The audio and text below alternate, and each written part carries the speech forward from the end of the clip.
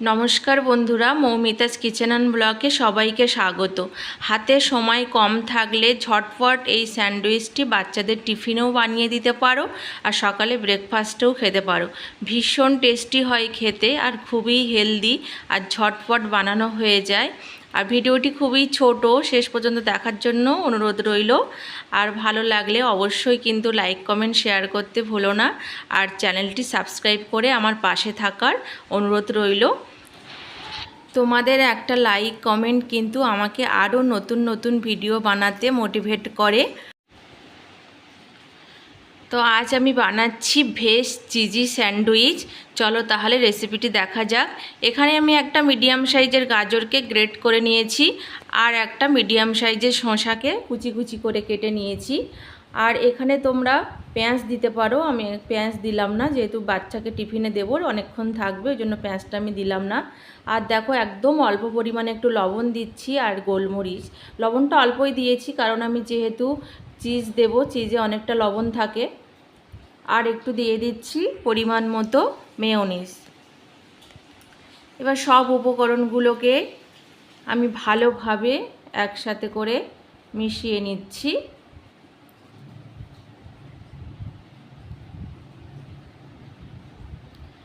তো এখানে আমি একটা স্লাইস রুটি নিয়ে নিয়েছি, ব্রাউন ব্রেড, তোমরা হোয়াইট ব্রেডও করতে পারো। এবার আমি সেই ভালোভাবে মিশ্রণটা বেশি পরিমাণে সমান করে চারিদিকটা ছড়িয়ে দিচ্ছি। একটু বেশি পরিমাণে দিতে খেতে বেশ ভালো লাগে।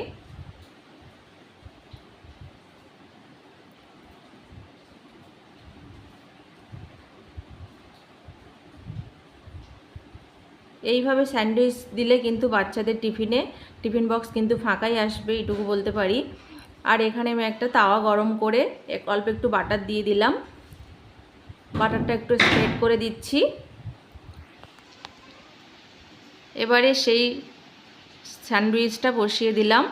এবার ওপর থেকে আমি একটা চিজ কিউবকে গ্রেট করে দিয়ে দেব।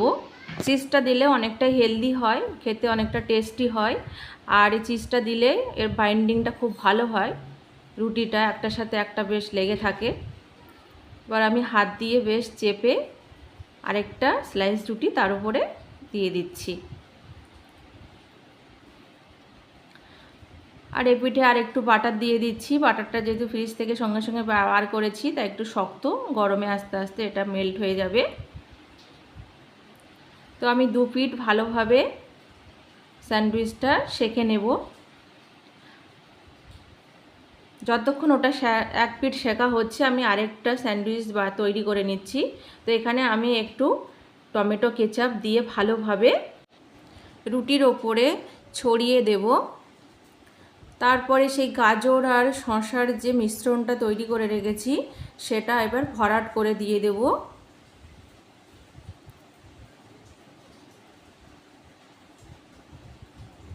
রেসিপিটা কেমন হলো অবশ্যই কমেন্ট করে জানিও। এবার এক পিঠ সেঁকা হয়ে গেছে, বাটারটা মেল্ট হয়ে গেছে। এবার আমি আরেক পিঠ উল্টে ভালোভাবে সেঁকে নেব। ভালোভাবে একটু লাল লাল মুচমুচে করে দু পিঠ ভালোভাবে সেঁকে আমি স্যান্ডউইচটা নামিয়ে নেব।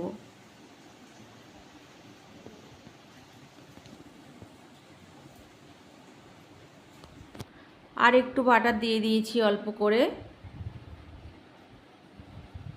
এবারে সস দিয়ে গাজর আর শসার মিশ্রণটা দিয়ে যে ব্রেডটা তৈরি করে রেখেছি সেটা দিয়ে দিলাম। ওপর থেকে একই রকমভাবে চিজ গ্রেট করে দিচ্ছি।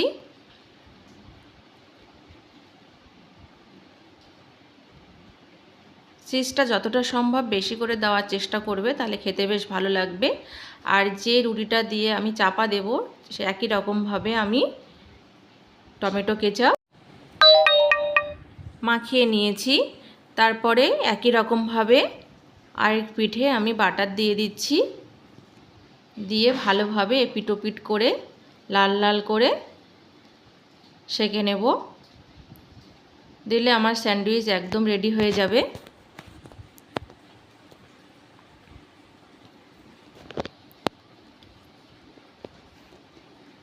আজ আজ এখানেই বিদায় নিচ্ছি। আবার দেখা হবে পরবর্তী কোনো রেসিপি নিয়ে।